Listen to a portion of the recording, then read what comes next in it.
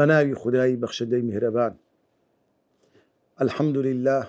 والصلاة والسلام على رسول الله محمد وعلى آله وصحبه ومن والاه. اللهم لا سهل إلا ما جعلته سهلا وأنت تجعل الحزن إذا ما شئت سهلا. بەڕێزان و خۆشەویستان لە زنجیرەی دەهەم لە زنجیرەی دەیەمی دەگەینەوە بە خزمەت ئێوەی بەڕێز و خۆشەویست سەبارەت بەو چەند ئاەتەی ژمارە 33 هەتا ئاەتی 38 ئەو بابەتانەی کەوا پەیوەستە بەو چەند ئاەتە پیرۆزە بە کورت و پوختی باسی دەکەین ئینشاء الله. یەکێک لەو خاڵانەی کە زۆر گرنگە لە تەفسیری ئەو ئاەتانە ئەو سوود و پەندە هەڵێنجراوانەی لەو چەند ئاەتە پیرۆزە دەستمان دەکەوێت و دەتوانین لێی هەڵێنجین. خاڵی یەکەم ئاەتەکانی قورئانی پیرۆز بەگشتی سێ جۆرن. بەشێکی باسی بیر و باوەڕ دەکات، بەشێکی تری ئاەتی ڕوون و ئاشکران باسی حکمە شەرعیەکان دەکەن، بەشێکی تری سەرگۆزەشتە و بەسەرهاتە کە مایپەند و ئامۆژگاریە. خاڵی دووەم سوود و پەنجی دووەم دوو جۆر نور ڕۆناچی هەیە. ڕۆناچی بەرجەستەیی وەک ڕووناچی خۆر و مانگ و ئەستێرەکان. جۆری دووەم لە ڕووناچی یعنی ئێستا ئەمە دوو جۆر لە ڕۆناچیمان هەیە، ڕووناچی نوری نور. نەوعەن نورێکمان هەیە بە چاوی خۆمان دەیبینین، وەکو ئەو ڕووناچیەی لە ڕۆژ وەردەگیرێ لە خۆر، ئەو ڕۆناچیەی لە مانگ وەردەگیرێ، ئەو ڕۆناچیەی لە ئەستێرەکان وەردەگیرێت، ئەو ڕۆناچیانەی کەوا دەستکردی دەستی مرۆڤە. جۆری دووەم لە ڕۆناچیەکی معنەویە، نابەردەستەییە، وەکو قورئانی پیرۆز کە ڕۆناچی و ڕۆنکەرەوەی بەرچاوی مرۆڤەکانە. کاتێک کە ئینسان دەیخینتەوە حەز دەکات دڵی ڕۆناک دەبی، دڵتوندی هەبیتن، دڵتوندی نامینێتن، غەم و پەژارەی لەسەر نامینێتن. ئەو کەسەی بەردەوام لەگە قورئانە تەمەشا دەکەی نور و ڕۆناچێکی زۆر جوان لەسەر دەموچاویتی، ئەوەی دەستنوێژی دەشوە، ئەوەی نوێژێ دەکات، وەکو پێغەمبەری خوا دەفەرمێ صلی الله علیه وسلم الصلاة نور، نوێژ نورە، نوری چێن دەرە دەموچاوی ئینسان و هەروەها ناو قەبر و لە ڕۆژی قیامەتێ. کەواتە لێ ئەو نورێکی نابەردەستەییە ئینسان هەستی پێ دەکات. ئەگەر ڕۆناچی پەیامی خوای گەورەی لەگەڵدا نەبێت، هەروەک چۆن چاوەکانی مرۆڤ هیچ شتێک نابینێت لە تاریکیدا، بەڵام کاتێک کە ڕۆناچی بوو ئەو چاو بڕ دەکات و شت دەبینێتن. کەواتە ئینسانی ئیمانداریش ئەگەر لە ژیان باتە سەر ئەو نورەی پێ نەبی کە قورئانی پیرۆزە، ژیانێکی پڕ لە کۆڵەمەرجی، ژیانێکی پڕ لە زەحمەتی، وەکو عالی ئێستای زۆربەی زۆری خەڵکان کە دوورن لە پەیامی خوا، کە حکمی ئێمە کە قورئانی لەکە حکمی قورئانی نییە، ئەهەن دەبینی خەڵک لە چ پەند و لە چ گۆبەند و ناخۆشی و دەرد و زەحمەتیەکدان. ئەوە سەبەبەکەی ئەوەیە ئێمە دوورین لە قورئان. ئەگەنا قورئان چارەسەری هەموو کێشە و گرفت و ناخۆشیەکە و نورێکە لە بۆ تاگ، لە بۆ خێزان، لە بۆ کۆمەلگا، لە بۆ حکومەت، لە بۆ دەسەڵات، لۆ هەموو چین و توێژێک. هەروەکو لە سەردەمی پێغەمبەری خوا صلی الله علیه وسلم بەو نورە توانیان خەڵکی هەموو دەربینن لەو هەموو تاریکاییە بەرەو ڕۆنتاکە ڕۆناچی ئیسلام. خاڵی سێم تیشی پرشنگداری قورئانی پیرۆز سەرەتا وەک چرایەکە کە لە تاقێکی شوشەدا بێت کە دڵێکی پاکە، کە تاقەکە پەنجەرەکە ناو دڵی ئینسانە. خاڵی چوارەم ئەم دڵە شوشەیە هاوشێوەی ئەستێرەکانی ئاسمان ڕووناچی دەبەخشێت کە سوود گەیاندنە بە زانست و ئەو ئاینەی وەریان گرتووە. یعنی سوبحان الله تەمەشا بکە خوای گەورە لە قورئانی پیرۆز کە باسی ئەستێرە دەکا، سێ ڕۆلی گرنگی ئەستێرەمان لێ باز دەکا. یەک لە ڕۆلی ئەستێرە دەفەرمێ وعلاماتی وبالنجم هم يهتدون. کاتێک خۆی کاروان سەرا هەبوو خەڵک کە دەڕۆی بە ڕۆژ ڕێیەکانیان ڕەنگە دەیانتانی بیرەوە ڕۆژهەڵاتە و ئەوە ڕۆژ ئاوایە و ئەوە قیبلەیە و مەسەلەن دەیانتانی بڕۆن. ئەدی شەو خوای گەورە دەفەرمێ وبالنجم بە ئەستێرەکان ڕێوی خۆیان دەدیتەوە و پێی دەڕۆیشتن. کەواتە یەک لە سوودی ئەستێرە ئەوەیە لە بۆ ڕێنیشاندانی خەڵک لە ڕێگا لە شەو کاتێک کە دەڕۆن ئەستێرە بەرجێرەی ئەستێرەکان دەڕۆیشتن. ڕۆلی دووەمی ئەستێرەتیا خوای گەورە دەفەرمێ وللذين كفروا بربهم عذاب جهنم وبئس المصير رجوما للشياطين. كذا فرمي خواي سبحانه وتعالى آياتك كذا فرمي رولي أستيرتي دوشتا دفرمي يقل أنا رجوما للشياطين واتا شيطان كان كبرز دبنو بو آسمان كان خبري آسمان بتظن وجعلناها أو أستيران من جيرا وبوي كدا درجة شيطان كان دستين ئەوە ڕۆلی دووەمی ئەستێرەیە. ڕۆلی سێمی ئەستێرەتیا ڕۆناچیە. خوای گوتمێ وەلەقەد زەیەنە السەماء الدنیا بمصابيح يعني ئەستێرە. اینجا ئەوە ڕۆلێکە. ڕۆلی دووەم وجعلناها رجوما للشياطين کەواتە ئەستێرە ئەو سێ ڕۆڵەی هەیە. نوری ناودڵی ئینسانی ئیمانداری بە هەمان شێوەیە. یعنی کاتێک کە ئینسان پەیامی خوای ناودڵا وەکو ئەو ئەستێرەیە خاڵی یەکەم ئەوەی ڕێک پێ نیشان دەدا. کاتێک ئەتو نورت پێیە قورئانت پێیە دەزانی چۆن بژی، دەزانی چەند بەسەربەرزی و خۆش گوزەرانی ژیان بەسەر ببەی. و هەروەها کاتێک ئەتو نوری قورئانت پێیە خاڵی دووەم ئەتو ڕۆناچیت پێیە، ڕێن پێ نیشان دەدرێ. خاڵی دووەم ڕۆناچیت پێیە. خاڵی سێم دەتانی بەرگەی هەموو شەیتانێک بگری، شەیتانی مرۆڤ یاخود جن. وجعلناها رجوما للشياطين ئەوانەی ئەهلی قورئانن زۆر بە تاچی بەرگەی شەیتانەکان دەگرن. یەک شتی خۆشتان لێ بجێڕمەوە کە واقعیە. مامۆستایەکی بەڕێزی ئەو شاری خۆمان وتی چوومە تورکیا عملیاتی قەستەڵەی در بکەم. طبعا گوتی بەنجیان لێدام، بەنج نەیگرتم. مامۆستایەکی ڕیژداری بە تەمەنی زۆر مبارەک وتی جاری دووەم بەنجیان لێدامەوە دیسان بەنج نەیگرتم. گوتی دکتۆرەکە دکتۆرێکی مسلمانی ملتەزمی زۆر ڕێک و پێک بوو، زۆر بە شەرمەوە. گوتی وەڵڵاهی یاشە ئەگەر پرسیارەکە لێ بکەم. گوتی بە تەجروبەی خۆم کە ئەم مخەدیرم چەندین ساڵە دوو کەس بەنجی زۆر بە زەحمەت دەگرن یان هەناگرن. ئەوانەی ئاڵوودەی مادە هۆشبەرەکانن یان مودمینێکی زۆری جغارەبی یان مادە هۆشبەرەکان ئەوانە بەنجی ناگرن. قەت ئەتوو کاتی خۆی پێشتر لە تەمەنی گەنجایەتی مەسەلەن ئەگەر ئارە قوشتیوات خۆی گوتی وەڵڵاهی ئەمن هەر لە منداڵیەوە لەناو حوزرە و فەقێتی بوومە. وەڵڵاهی دەنا گوتی بە تەجروبەی خۆم چینی دووەم کە بەنجی ناگرن ئەوانەی حافظ قورئانە، هەستەوەریان هەندە بەقووەت دەبی سوبحان الله، یعنی بە هیچ نەوعەک غافل نابن. گوتی تو حافظ قورئانی؟ گوتم وەڵڵاهی بەشێکی زۆری قورئانم لەبەرە بەس حافظ نیمە. سبحان الله. يعني ئەوانەی حافظ قورئانن يعني مێشتیان خەیاڵیان دڵیان زۆر زیندووە. ئەوە بەرەکەتی ئەو قورئانەیە. لێیە کەواتە ئەو دڵە بەو شێوەیە دەتوانن کە ئینسان قورئانی پێبیتن شارەزای قورئان بی ڕوبەڕووی هەموو شەیتان و شەیتان سیفەتێک ببتەوە. خاڵی پێنجەم سەرچاوەی ئەو زانست و ڕۆناچیە لە درەختی بڕوادایە. کە فەرمووی ئەو ڕۆناچیە سەرچاوەکەی چییە؟ من شەجەڕەتی مبارەکە. هەروەکو خوای گەورە لە قورئانی پیرۆز ئیمان دەچوێنی بەچە کە شەجەڕەتی طەیبە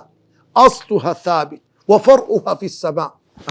پەیوەستە بە خوای گەورە و کەول ئەو دارەش بە چ ئاو دەدرێ؟ بە وەحی ئاسمانی. ئیمان سەرچاوەی قورئان و سونەتە. هەر ئیمانێک هەر باوەڕێک سەرچاوەکەی قورئان و سونە نەبی دەبێتە گومڕایی، دەبێتە ئیمانێکی قەولی فران و فیسار. بەڵام ئیمان لە خواوەیە دەبی لە سەرچاوەکەی لە قورئان و سونەتی پێغەمبەریش وەربگیرێ صلی الله عليه وسلم. خاڵی شەشەم ئەم بڕوایە بەسە کە ببێتە مای ڕۆناچی دڵ و دەرون. ئەگەر توێشووی لەگەڵدا نەبێت و ئەگەر ئەو درەختی بڕوایە گۆش بکرێت بە توێشوی چاک و باش زۆرتر و باشتر دەدرەوشێتەوە. یعنی بەس ئیمان ئەگەر ناودڵی ئینسان بی نوری هەیە. ئەدێگە قورئانیشی لە ناو دڵدابی چەندی ئینسان قورئانی لە ناو دڵدابی ئەوەندە زیاتر دڵی ڕۆناک و بەرچاوڕوون و واروە هەزان و زیانیاری بەرفراوان و زۆرتر و گەورەتر دەبی. خاڵی حەفتەم نمونە هێنانەوە بەسەرهات و چیرۆک وەک سەربازێکی کاریگەرە بۆ تێگەیشتن لە پەیامی خوا. بۆیە خوای گەورە زۆر نمونە دەیتەوە لە قورئانی پیرۆز. خاڵی هەشتەم ئەو شتانەی باشترین توێشوە بۆ درەختی باوەڕ. یعنی بۆی باوەڕمان لاواز نەبی یان سەرچاوی باوەڕ لە چێ بەدەست دێ؟ خاڵی یەکەم مزگەوتەکان کە جێگای خواپەرستیە. بەڕاستی ئینسان کاتێک کە دەستە ناو مزگەوت حەز بە ئارامی دەکا، حەز بە دڵنیایی دەکا، حەز بە ئاسوودەیی دەکا، حەز دەکەی لە خوا نێزیی. لۆیە پێغەمبەری خوا صلی الله عليه وسلم دەفەرمێ نمونەی ئینسانی منافق کە دەستە مزگەوتێ وەکو تەیرێک وایە لە ناو قەفەسەکە، هەندە دڵی توندا، هەندە منافقە چکە خاوەنی ئیمانی تەواو نییە، هەر یاڵڵای تەواو بغارداتە دەرێ. بەڵام ئینسانی ئیماندار نا وەکو کۆترێک هەمیشە و بەردەوام لە ناو مزگەوت ئارامە و دڵی خۆشە. خاڵی دووەم کە هۆکاری بەرزی و زۆری ئیمانە زکر و یادی خوا. ئینسان هەمیشە و بەردەوام زکرکە بە تایبەت زکرەکانی سبەینان ئێواران زکرەکانی دوای نوێژەکان ئەو زکرانەی کەوا پەیوەستە بە هەندێک کات و سات و شوێن و جێگا. یەکێشتر لەو خاڵانەی کە بەڕاستی ئینسان ئیمانی پێبەرز دەبی جێبەجێکردنی فەرزەکان وەکو پێنج نوێژە فەرزەکە وەکو زەکاتی ماڵی خوای گەورەدان وەکو بە ڕۆژوبوونی مانجی ڕەمەزان و بۆ ئافرەتان خۆداپۆشین. یەکێشتر لەو هۆکارانەی کەوا باوەڕی ئینسان بەهێز دەکا بیرکردنەوە لە مردن واروەها بیرکردنەوە لە دوا ڕۆژ واروەها بیرکردنەوە لە خۆشی و ناخۆشیەکانی قەبر و ڕۆژی دوایی واروەها بیرکردنەوە لەو پاداشتە زۆرانە و بەهەشتی پان و بەرینی خوا و لە عەزاب و سزای دۆزەخ و تووڕەبوونی خوای گەورە سوبحانەهو وتەعالا. خاڵی نۆیەم ڕۆڵی مزگەوت لە پێگەوەندنی بڕواداران لەسەر ئاستی تاک و کۆمەڵ و کۆمەلگا بە تایبەت لە بواری زانست و زانیاری و خواناسی بەڕاستی مزگەوت ڕۆڵێکی زۆر گرنگ و گەورەی هەبووە و دەبێت. خاڵی دەیەم پیا و بە شێوە و ڕوخسار پێکاتە جەستەییەکەی نییە کە خوایگرتنی ڕیژال مەقسەدی ئەوە نیە ئیلا ئەوەی ڕیش و سمێرەی هەبیتن صفەتی پیاوەتی بینە لێرە کە دەفنووی ڕیژال واتە صفەتی ڕوجولیەتیان تێدایە. زۆر جاری وا دەبی پیاوێکی زەلامەکی نێر ینی قیمەتی نیوژ نیشی نییە لەبەرەوەی کەسێکی ترسنۆکە لەبەرەوەی کەسێکی بەڕاستی دوورە لە خوا بەڵام جاری وایە شۆڕەژنێکی شێرەژن بە قەدرای 100 زەلام هەیە لە خۆڕاگری کەواتە لێرە کە دەفنووی ڕیجال واتە ئەوانەی صفەتی پیاوەتیان تێدایە نەک هەر تەنها ئەوە کەسێکی مردبی ئەخاوەنی ئەو سیوانی ئافرەتێک کاتێکەوە پەیوەست بی بە نوێژەکانی بە زەکاتدانی و هەروەها ماڵ و سەروەت و سامانی نێتە بەرچاو ئەوانش بەڕاستی صفەتی پیاوەتیان تێدایە و هەمان ئەو ئەجر و پاداشتیان بەدەست دەکەویتن. خاڵی 11 بیرکردنەوە لە مردن و لە دوا ڕۆژ باشترین هۆکاری دروستبوونی کەسانێکی لە خواترسە لە کۆتاییشدا دەبنە سەر مەشق و ڕێبەر بۆ خەڵکان. خاڵی 12 هەندێک کردەوە تەنها پاداشتی دوا ڕۆژی لەسەر دەدرێتەوە بەڵام هەندێک کردەوە دەبێتە هۆی بەرزی و شکۆداری کەسەکە لە دنیا و دوا ڕۆژ یعنی خوای گەورە هەندێک کەسێ پاداش لە دنیاە دەداتەوە ناو دەنجی پێگەورە دەبی ڕێزی دەبیتن حڕمەتی دەبیتن خوای گەورە لە دنیاە بەختەوەری دەکا پێش چوونە بەهەشتی. خاڵی 13 هەمیشە خەمخۆران و خزمەتگوزارانی ئاین لە ڕزق و ڕۆزی خۆیان ناترسن و خوای گەورە زاتی پیرۆزی خۆی دەستەبەری بژێوی ژیانیان دەکات. ڕوونکردنەوە یەکەم چەند ڕووکردنەوەیەک باز دەکەین. یەکەم سەبارەت بە نور ڕۆناچی خوای گەورە سەبارەت بە نور ڕۆناچی خوای گەورە زانان هەندێکیان لێکدانەوەی جیاجیایان بۆ کردووە وەک دەڵێن ڕووناکەرەوەیەتی عنی خۆی کە دەڵێن نور واتە خوای ڕۆناکەرەوەی بە خۆی نورە بەڵام ئەو بوونەوەرێک کە خەڵقی کردیە ڕۆناچی دەکاتەوە یان دەڵێن خوای گەورە خاوەنی نورە بەڵام زانانی سەلەف ڕەحمەتی خۆیان لەسەر بێ دەفەرمونون بەبێ لێکدانەوەی هەر لەسەر مانای خۆی بە ڕۆناچیان لێکداوەتەوە. خوای گەورە کە نورە تەواو ناری نوری خوای گەورە چۆنە و بە چه شێوازەکە و چەندە و زیاد دەبی زیان نە ئێمە دەڵێن نوثبت لله ئەن له نورا و هیچێک لە ناوەکانی خوای گەورە نورون خوای گەورە نورە و خوای گەورە خۆی لە قورئان وەصفی خۆی دەکا دەفەرمێ الله نور السماوات والأرض هەروەکو دەڵێن لە حەدیثێک کە خاتو عایشە دەفەرمێ ئەی پێغەمبەری خوا صلی الله عليه وسلم هل رأيت ربك لەو کاتی بەرزبوویە و لەو ئیسرا و میعراج خوای گەورەت بینی پێغەمبەر فەرمووی نور ئەنا ئوراه خوای گەورە نورە چۆن دەتانم بیبینم چونکە لە دنیاە هیچ کەسێک ناتانی خوای گەورە ببینی وەکو موسا پێغەمبەر کە داوای کرد ربی ئەرینی ئەنظر ئیلەیک قال لن ترانی ئەی موسا هەرگیز هیچ کەسێک ناتوانین لە دنیا ببینی اینجا فرمووی ئەی موسا ولكن ينظر إلى الجبل سيري أو تيابك فلما تجلى ربه للجبل جعله دكا كاتك أخواي ولا تجلايك آراستي خوي برو تياك كر تياك بهبرون بو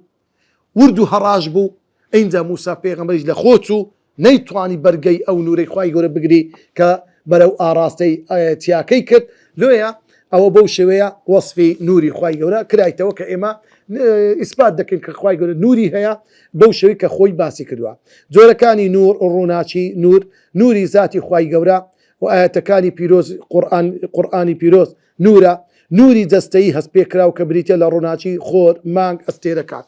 خواهي قول ذاتي بيروزي خوي پیغمبركي قرآني بيروزي وصف كدو بنور وكو وصفي خوي دكات دفرمي الله نور السماوات والأرض وصفي پیغمبري خوا دكات صلى الله عليه وسلم دفرمي قد جاءكم من الله نور وكتاب مبين پیغمبري خوا نورا لبو ايوهات وكتابتي رونو اشكراشي لبواتيا وصفي قرآني بيروز دكات دفرمي واتبعوا النور الذي أنزل معه شويني أو نور دكون كقرآن كلقل پیغمبري خوا هاتوا هروق آيني بيروزي إسلام بقشتي خوا يرب نور لا قلمي داو دفرمي وصفي كدوا يريدون أن يطفئوا نور الله بأفواههم نور الله يعني دين الله ليه بدين هاتوا كآيني بيروزي إسلاما بوي هركسك شوين كوتي راستقيني بيامي خواهي يرو پیغمبركيو تواوي آيني بيروزي إسلام نبت لروج دوائي نور روناتي نابت بلكو تنها بروادار راستقينه وتواو أو نوريان بيدا دريت أوي بباور بيت يا دورو يا درتو فاسق بيت لو نوري خواهي يقول بيبجد بيت خواهي يقول بنامان بدا وكو خواهي يقول زور بزواني باسي أو نوري روجي قيامت دكا كدا دريت إنساني إيمان دارو دفرمي يوم ترى المؤمنين والمؤمنات أي بيغمبري خواه للروجي قيامته أتو بيامان وجناني إيمان دار دبيني يسعى نورهم بين أيديهم وبأيمانهم نورك يان بي إيمان داراني جنو بياو نورك يان لبيش يانا دروا رينشان دريان دكا ولا دست راستكان يان همو نورا بشراكم اليوم بيان دري مجيني تان ليبي لو روجي أورو بتي جنات تجري من تحتها الأنهار كبتندين باغ بهشتي زورتان بو آماد كراوا خالدين فيها بنمري تيداد مينن ذلك هو الفوز العظيم براسي أوا بردنويتي زور قوري قازان زيشي زور قوري لبو ايوا يوم يقول المنافقون والمنافقات لو روجي سختي روجي قيامت منافق دوروا لجنو بياوانيان دلين بچه دلين للذين آمنوا بباور داران درين انظرونا دا توزك سيري ايما بكان دا توزك اورمان لي بدنوا نقتبس من نوركم حتى بشق لنوري ايو من بربكوي هندق لنوري ايو قازانز بكينو لنوري ايوش ايما بطعين لدوتان بروي قيل ارجعوا وراءكم فالتمسوا نورا بقرنو دنياي او نور امل الدنياي بدس مان كوت بهوش وين كوتني بيغمبر وقرآن وإسلام بلام ايو درو تانكت ايو بيباور بون ايو ايمان تنينا لو بيبشن لدنياي خوتان بيبشكل لو نورا استاج بيبشن لو نورا فالتمسوا نورا لدنياي نور بدز بينا فضرب بينهم بسور لنيوان ايمان داران لقر دور وكان يك شورا يك پردداد اندري يك جداد بنوا له باب باطنه فيه الرحمة لبو إيمان داران لجديوي جوري وا درقايا كي ليدس نجوري لبو إيمان داران راستقين كان بريتي لرحمة خوا كبروا بهج درون وظاهره من قبله العذاب ولبدواوي عذابك منافق دور وكان تيدا بزيما ينادونهم ألم نكن معكم منافق كان بانجي إيمان دار كان دكان لو بزيتان هيشتين لو واستان ليه هيناي لنا او عذابي كاستتصاور روان ما عندكن ادي اي مجلق اي ونبوي ادي اي مجلس صفي نوجي اي ونبوي اي موكو اي قران ما ندخين بلام ايمان لنا ودليان نبو دروي عندك قورتيان لو مسلمانان ليدا بالنفاق درو ريغريان لدعو بانغوازي اسلام دكت قالوا بلى ايمان دار كان درن بلي لقر اي مبول ولكنكم فتنتم انفسكم خوتان بودر دبرت خوتان توشي او ناسوري وبر العذاب دردبرت وتربصتم تاوروان بود هتانقو او رسبي ايماني راستقين دينين حتى مرد تانقيشتي وارتبتم هل لو قول بدقمانيو لقمان مانوا هل باورتان نبو بخوا ببيغمبر هل لقمان دابون برامبر بو اسلام وقرآن وغرتكم الاماني اوي فريودا اوي هالخلطان اميدو اواتا كان تامبو للدنيا بعد ولما من خوا كريمة خوا أرحم الراحمين كل أخوة الرحمة زورا حتى مردتان قيشتيو لرحمة خوا بيبجبون حتى جاء أمر الله حتى أو كاتي مردتان قيشتي فرماني خواتان قيشت بمردنتان وغركم بالله الغرور واروها ايوه مغرور بون الشيطان ايوه هر خلطان برامبر با خواي قورا فاليوم لا يؤخذ منكم فدية ايوه براسي لو روجا داك الروجي قيامته هيد بريتيك خو كرينا وقتان لبونيا ولا من الذين كفروا كافر كان جناتان رزقارتان بكن مأواكم النار شويني ايوه اغري دوزخا هي مولاكم وبئس المصير او شويني ايوه يا خرابتني شوينا او حالي او نوريك للروج قيامة انسان بدستي دكيتن لدنيا دبي هولي لبو بدي او حالي اوانا كوا لدنيا واز لنوري خواي ولدينا لو نور هوكاريكا بتبدا زكي بعباده تن انسان عبادتي خوابك او اندا نوري زياد دبي تن جناح بكي يك جناحي بكي يكوس النور كل كم دبتوا دل الطون دبي دل الرج دبي لو امام الشافعي رحمتي خوي لسربي طلبي امامي وكيع ما مستي امام الشافعيه امام الشافعي ديار الروجك لروجان دست بازار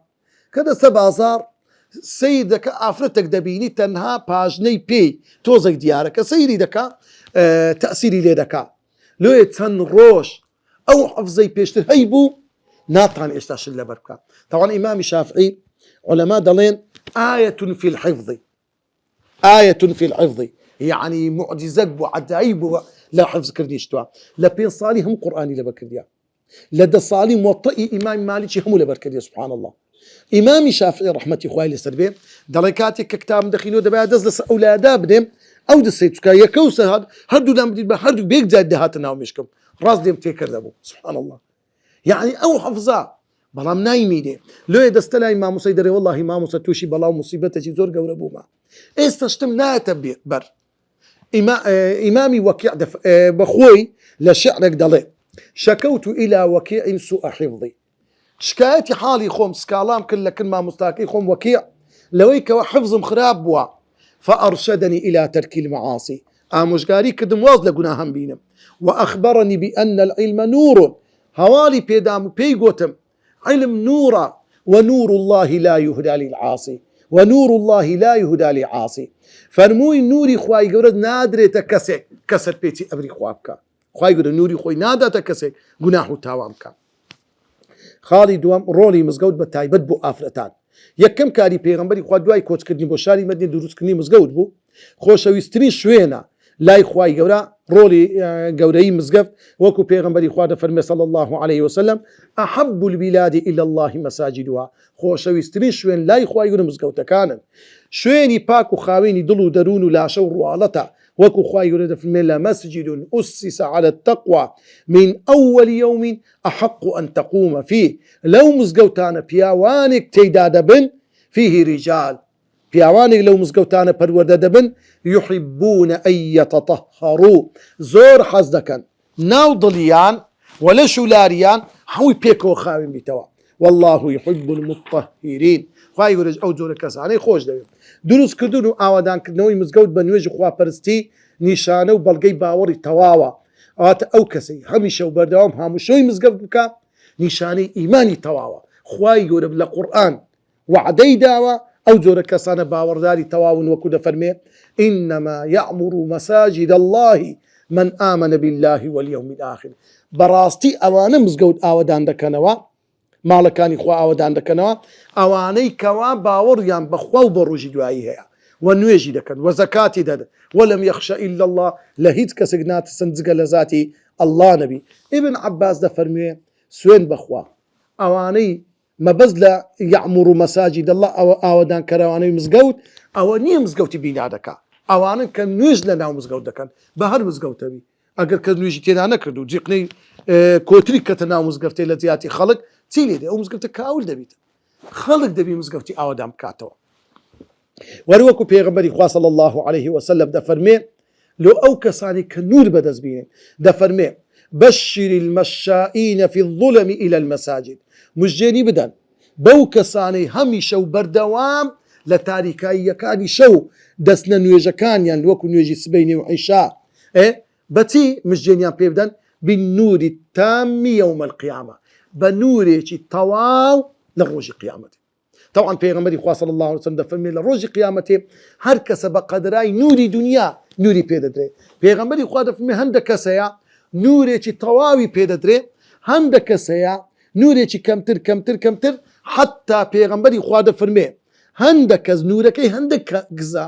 هند ضعیفه هند کما بقدرای سری پنجی گوری پی سری پنجه گورکی پی چنده اون در نوری هیا لو روجه تنگو تاریکا بوندا هشا هنورينيا وكو دورو اني كباس ماك رولي مزقود وبرودي افرتان پیغمبري خوا صلى الله عليه وسلم دفرمي لا تمنعوا إماء الله مساجد الله اي مسلمانا ريقري لافرتكان تان مكن اگر كستانا اگر خيزان تانا اگر خشك تانا بين مزقوتكان اگر ويستان بينو داويان لكردن او حديث امام ابو داود روايات كده امام الباني بصحيح دانا هر وكل سردمي پیغمبري خوا صلى الله عليه وسلم درجاج تايبت ترخان كلابو لمزقود بو آفرتان دو درگاهی هبو درگاه پیاولی دت سودره درگاه لو آفرتان بو پیغمبری خوا صلی الله علیه و سلم روزی چی ترخان کردو که روزی دوشنبه بو بو آفرتان بوی شامبشانی پیاوان آموزگاریان بکن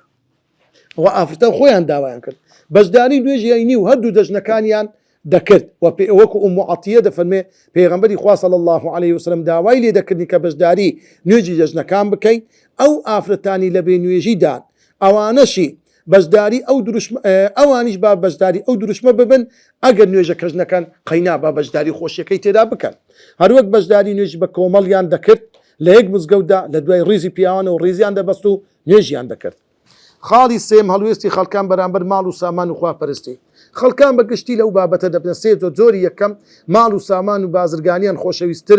خۆشەویستترە لەلایەن لە ذکر و دینی خوا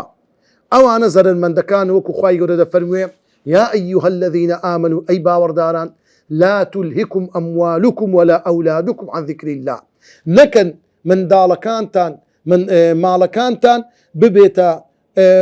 هوجر وريجر لذكر خوايجنا مشغول تام بكن لبر مشغلة دنيا ومال ومن دال وثروة وسامان أقل لذكر خوانا مينه ومن يفعل ذلك هر كسك بوشي ويبيتن فأولئك هم الخاسرون براستي أو زرر مندانا لزرر مندانا